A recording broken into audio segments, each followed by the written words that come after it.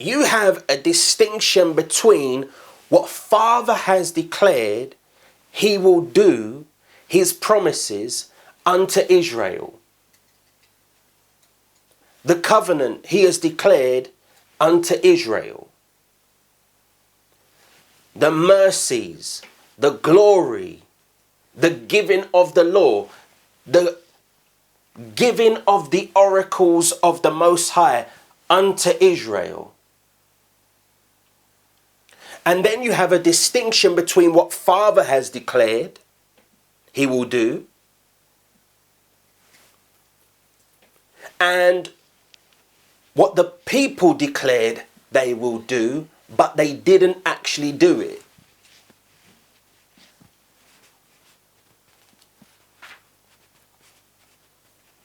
When the covenant was being spoken, and the Most High said to Moses, this is what I want you to tell the people. This is the agreement. These are the terms. All that Father said we should do, we will do. That's what they said, and yet it wasn't long after they made the verbal agreement and there was the sprinkling of blood upon the people and upon the words. They went into idolatry. They made the golden calf.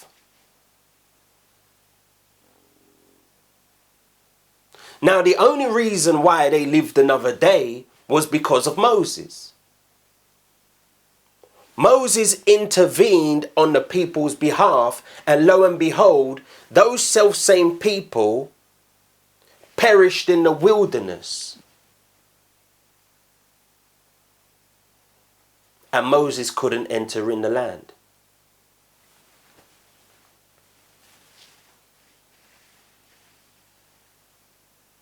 What I'm showing you here, I'm hoping that you begin to be able to make the distinction between what Father says regarding Israel, what Father promises regarding Israel, and what the self-same Israel he spoke to actually did. Why is this important? It's important because if you don't make that distinction, you will actually ignore what Messiah is teaching right now. Not only will you ignore what Messiah is teaching, you will also ignore what his apostles taught.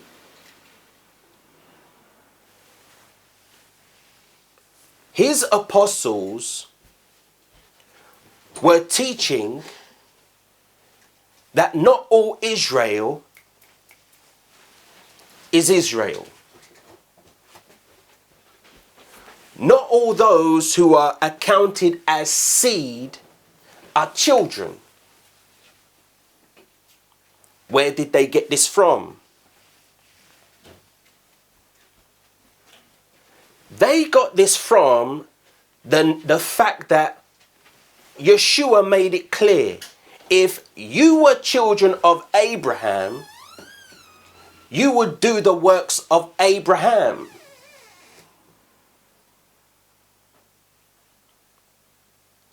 Abraham wasn't a liar. Abraham wasn't a murderer. He wasn't a deceiver. It's Satan who does those things, and he is the father of it. And the Israelites, the Jews he was talking to, he declared that they are children of the devil.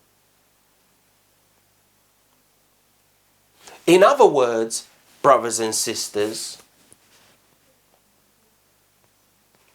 in the midst of the household of Israel, there are devil's children, children of Belial.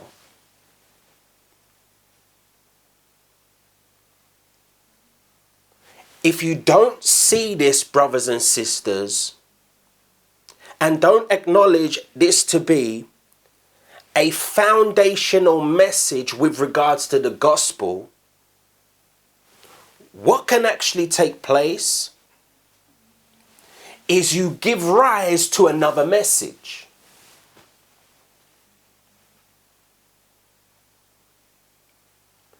You give rise to another gospel.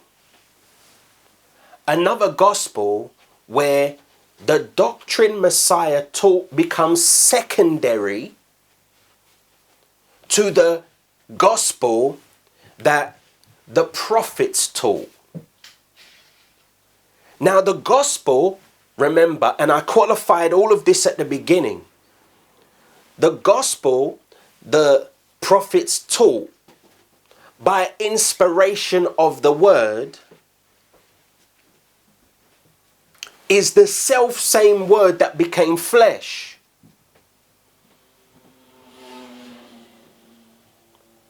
Furthermore, the gospel that the prophets taught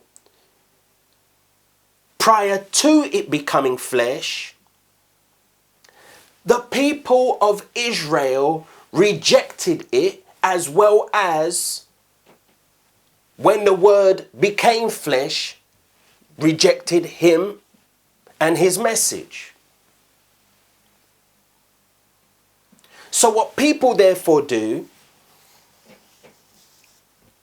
is they look at the promises that the Most High spoke regarding Israel, pertaining to his love, his enduring mercy, and the covenant he made with Israel, all the while ignoring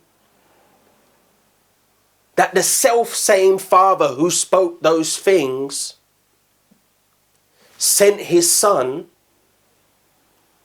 who told the people through the parable,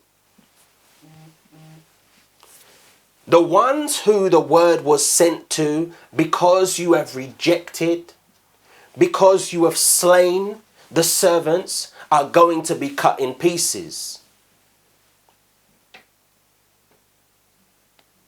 And believe it or not, they were cut in pieces.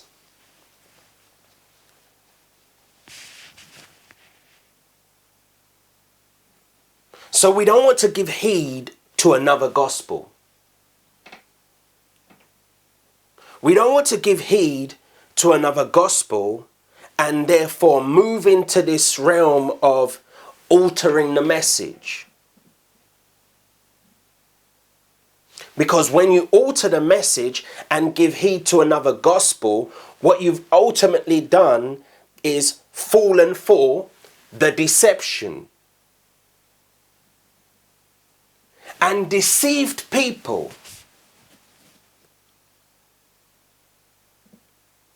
Those people who are deceived, what they do is the very same thing that Israel, according to the flesh, did to the prophets, to the apostles, to the Messiah himself.